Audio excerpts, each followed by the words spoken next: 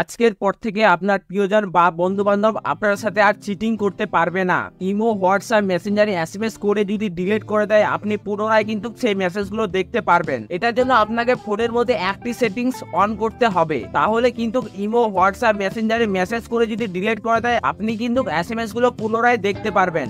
এটার জন্য সর্বপ্রথম আপনাদেরকে সেটিংসে যেতে হবে। আমি আমার সেটিংসে চলে যাচ্ছি। যাওয়ার পর এখানে দেখুন আপনাদেরকে খুঁজে বের করতে হবে নোটিফিকেশন। এই নোটিফিকেশন আপনি যদি না খুঁজে পান, উপরে আপনার সার্চ করে নোটিফিকেশনটি লিখবেন। আমি নোটিফিকেশনে চলে গেলাম।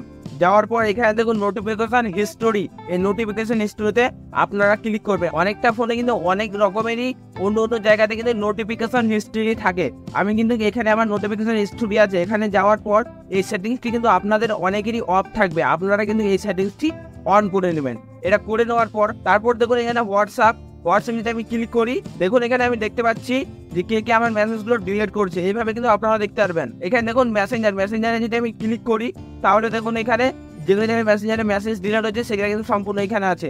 এই ক্ষেত্রে কিন্তু মেসেজের ক্ষেত্রেও আছে, এবং কি যে কোনো দেখুন ফোনের ক্ষেত্রে আছে, ফোন নোটিফিকেশন, ফেসবুক নোটিফিকেশন সম্পূর্ণ কিন্তু আছে। আপনারা আপনার প্রিয়জন যদি কোনো কিছু ডিলিট করে থাকে, আপনারা এখান থেকে কিন্তু খুবই সহজে সঙ্গে সঙ্গে আপনারা দেখতে পারবেন।